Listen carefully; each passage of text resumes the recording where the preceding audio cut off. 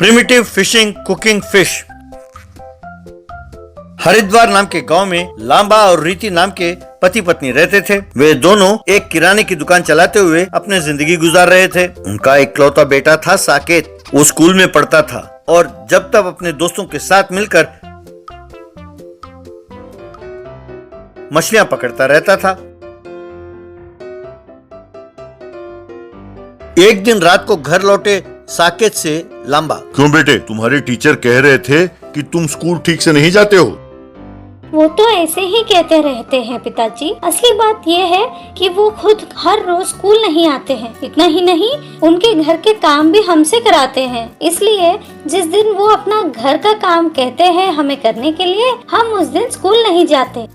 अच्छा, ये क्या बात हुई? मैं जाकर उनसे पूछता हूँ। पिताजी, आप ऐसा कुछ न करना। हमारे सारे स्कूल में वही कमबख्त नीच है। अगर आपने जाकर ये सब पूछा तो वो इसी ताक में रहेगा कि कैसे मुझे तंग करे।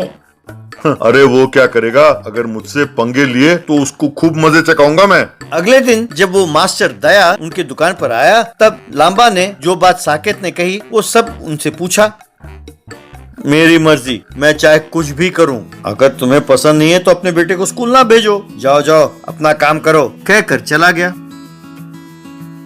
थोड़ी देर बाद जितेश नाम का साहूकार लांबा के पास आया और, भाई देखो लांबा, तुमने जो पैसे कर्ज लिए थे वो तुरंत चुका दो। जिनको मैंने पैसे लौटाने हैं वो मुझे बहुत तंग कर रहे हैं। बिल्कुल अर्जेंट है।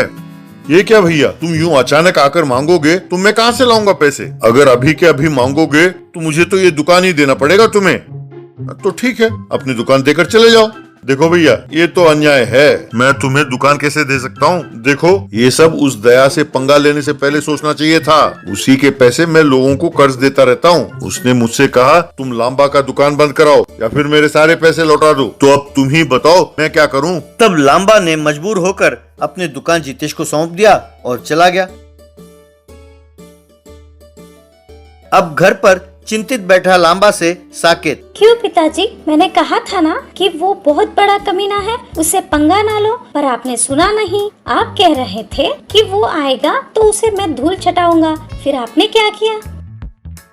अरे बेटा, रहने दो। जो हो गया सो हो गया। अब बाप बेटे बैठकर ये सोचो कि अब गुजारा कैसे करोगे।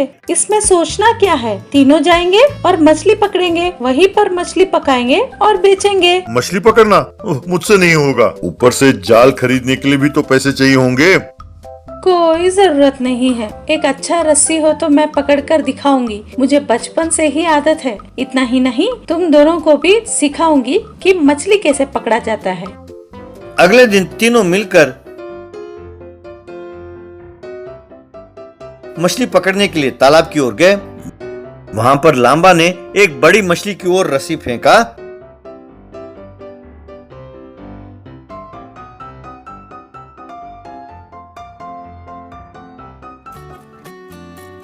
तो रीति ने उस मछली को पकड़ा और उस रस्सी को खींचती हुई बाहर आई।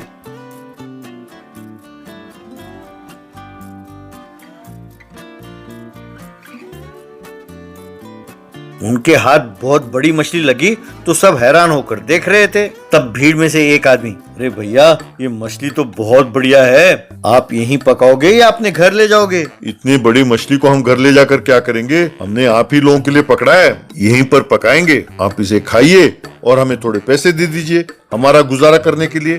कहकर उस मछली को वहीं पकाया, उन्हें खिलाया।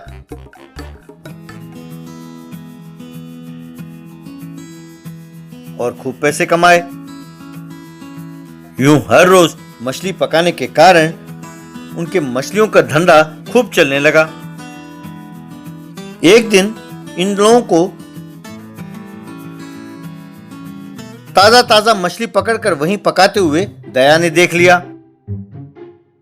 तब वो अपने मन में, क्यों रे कमबख्तो, मेरे खिलाफ बोलते हो और यहाँ पर मछली पकड़कर गुजारा करते हो? हाँ, अब देखते जाओ, मैं भी रस्सी फेंकूंगा और तुम लोगों की तरह मैं भी मछली पकड़ूंगा। इस तरह इस तालाब से भी मैं तुम लोगों को भगाऊंगा। इस गांव में रहते हुए दया से बैर। हाँ? अगले दिन रस्सी और कांटे लेकर तालाब की ओर गया दया। वहां पर तैर रहे एक बड़ी मछली को उसने कांटा डाला और उसे खींचने की कोशिश करने लगा। मछली बड़ी होने के कारण दया उसे खींच नहीं पाया और मछली ने उसे तालाब के अंदर खींच लिया। पानी में गिर के दया, मुझे बचाओ, ये मछली मुझे अंदर खींच रही है, मुझे बचाओ प्लीज प्लीज कहकर चिल्लाने लगा।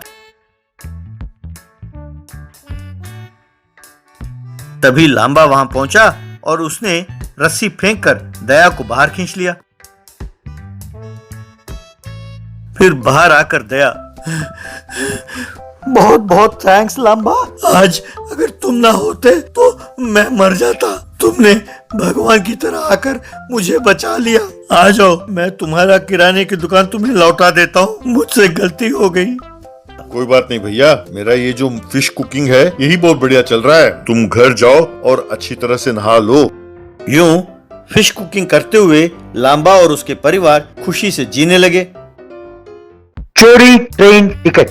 सिंगनूर नाम के गांव में पीयूष नाम का एक साहूकार रहता था। वो बहुत कंजूस और चालबाज था। वो ब्याज के लिए लोगों को बहुत परेशान करता रहता था। उसे सोना बहुत लुभाता था। वो अपने शरीर को सोने के आभूषणों से भरकर लोगों को दिखाता रहता था। एक दिन घर के पास आए सब्जी वाले को बातों में उलझाकर, ये कैसी सब्जियां हैं, सब सड़े हुए हैं, कैसी सब्जियां ये, एक भी सब्जी अच्छी नहीं है, छी छी कहकर अपने घर के सामने जमीन पर गिरा देता था। बाद में सब्जी वाले के जाने के बाद उन्हें उठाकर घर के अंदर ले जाता था। उसे अपनी पत्नी को देकर सब्जी बनाने को कहता था। लालच है, ये क्या हरकत है? अपने पास इतने पैसे हैं, पैसे देकर अच्छी सब्जी खरीद कर ला सकते हैं ना। तुम्हें क्या, तुम तो ऐसे ही कहोगी। पैसे कमाने वाला ही जानता है कितना मुश्किल है। ठीक है, अब परसों शादी में जाना है, याद है ना? हाँ, याद क्यों नहीं है? यात्रा करना हो तो तुम उस घटिया बोरी में बैठ जाते हो और मुझे आपको उठाकर ले जाना होता है। क्या किस्मत है। इसे कहते हैं एक टिकट में दो सवारी। अगर मैं अकेला टिकट ना लूं तो कौन सा रेलवे का नुकसान हो जाएगा। ऊपर से बिना सोना पहने मुझे बाहर जाना अच्छा ही नहीं लगता। इसीलिए बोरी में सुरक्षित होगा। शादी वाले घर में सब मेरे आभूषण देखकर जलेंगे। यूं वो बेचारी उसे बोरी में डालकर रेलवे स्टेशन ले जाने लगी। एक ऑटो वाला उसके पास आकर, क्यों बहन जी, इतना बोझ क्यों उठाकर ले जा रहे हो? आइए बैठिए, कहाँ जाना है? बोरी में बंद पीयूष, अरे ऑटो वाटो कुछ नहीं चाहिए, चलो जाओ यहाँ से कमीने। ये क्या बहन जी, आपकी आवाज ऐसी कैसे, मर्द की तरह? ऑटो में बैठना ना हो तो कमीना क्यों कहते हो? वो जुकाम हुआ है, इसीलिए तुम्हें ऐसा सुनाई दिया होगा। ऑटो में बैठकर जाना मेरी किस्मत में नहीं है भैया, कहकर जाने लगी। बाद में रेलवे स्टेशन पर काउंटर में एक ही टिकट खरीदा। फिर बोरी को प्लेटफॉर्म में उतारकर ट्रेन की प्रतीक्षा करने लगी। इतने में एक कुत्ता आकर बोरी को सूंघने लगा। बोरी में बैठा पीयूष उसे देखकर छू छू छू जाओ यहां से कहकर फुसफुसाने लगा। यह सुनकर कुत्ते को शक हुआ और वो जोर जोर से भौंकने लगा। बाद में अपना पैर उठाकर मूत कर चला गया। बाद में वो बोरी को अपने साथ लेकर जाने लगी। टीसी आया, टिकट चेक करके चला गया।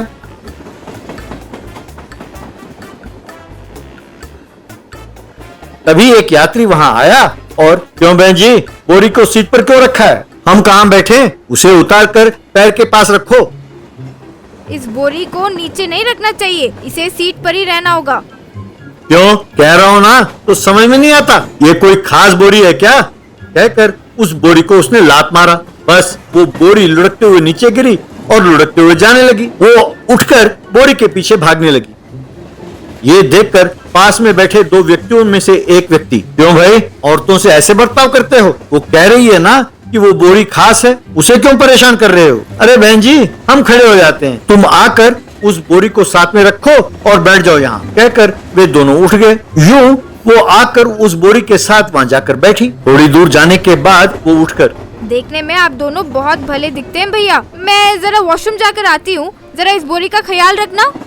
ठीक है बहन जी, आप जाइए। यूं उसके जाते ही वे दोनों बोरी उठाकर वहां से भाग गए। बाद में एक स्टेशन में उतरे। लौट कर आकर जब बोरी नहीं दिखी तो वो चिंतित हो गई। चोर बोरी के साथ घोड़े पर जाने लगे। यूं काफी दूर जाने के बाद एक जंगल में पहुंचे। उस बोरी को उतार कर, अरे ये कोई छोटी मोटी चोरी के लिए गए थे हम लोग, पर अपनी किस्मत अच्छी है इसीलिए ये बोरी हाथ लगी। दूसरा, हाँ यार, वो इसको इतने ध्यान से संभाल रही थी कि इसका मतलब ये है कि इसमें जरूर कुछ खास है।